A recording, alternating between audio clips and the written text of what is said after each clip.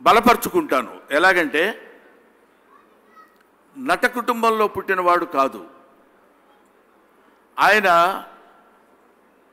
కుటుంబ నేపథ్యం నటనకు సంబంధించింది కాదు, రైతు కుటుంబానికి సంబంధించింది. ఆ కుటుంబంలో పుట్టి ఒక ఆర్థికపరమైనటువంటి అత్యద్భుతమైన సంపన్న కుటుంబంలో పుట్టినవాడు కాదు. అయినా అటువంటి స్థితి నుంచి చదువు పెద్ద ఇంటర్నేషనల్ స్టాండర్డ్స్లో చదువుకున్నవాడు కాదు. ఆ స్థితి నుంచి కేవలం తనకు తెలిసింది ఏమిటంటే నటన. కేవలం ఆయన క్వాలిఫికేషన్ ఏంటంటే నటన. ఆయన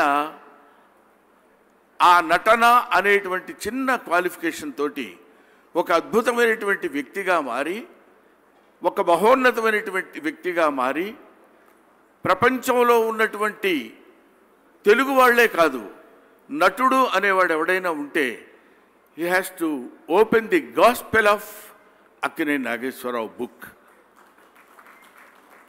ప్రతి నటుడు అక్కినేని నాగేశ్వరరావు గారి యొక్క గ్రంథాన్ని తిరగవేసి చదువుకుని ఎంత గొప్పవాడో ఆయన అని తెలుసుకోవాల్సిన విషయం.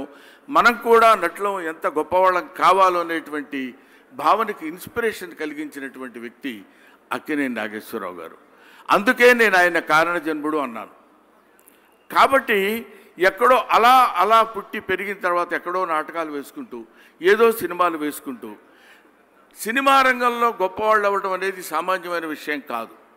ముఖ్యంగా చదువు లేనటువంటి ఒక వ్యక్తి సినిమా రంగంలో ప్రవేశించినప్పటికీ అందరూ చదువరులు, సంస్కృతం తెలుగులో అత్యద్భుతమైనటువంటి ప్రావీణ్యం కలిగించినటువంటి అప్పట్లో నటులున్న సమయంలో ఈయన ప్రవేశించారు చలనచిత్ర రంగంలో. చదువు రాదు, చుట్టుపక్కల చదువు ఉన్నటువంటి వాళ్ళు ఉన్నప్పుడు ఒక చదువు రాని వ్యక్తి ఎలా బాధపడతాడు, ఎలా ఆలోచిస్తాడు, ఆయన ఆలోచన విధానం ఎలా ఉంటుంది, అది తన్ను తాను తమాయించుకొని నిలబడి తన్ను తాను స్వయం కృషిగా చెక్కుకున్నటువంటి స్వయం శిల్పి అక్కినేని నాగేశ్వరరావు గారు. వాళ్ళందరి మధ్య మెలుగుతూ వాళ్లతో కాంపిటీషన్గా పెట్టి తన యొక్క లేనితనాన్ని బయటికి కనపడనివ్వకుండా ఒక అద్భుతమైనటువంటి రీతిలో రీచ్ అయినటువంటి మహనీయుడు అక్కినేని నాగేశ్వరరావు గారు.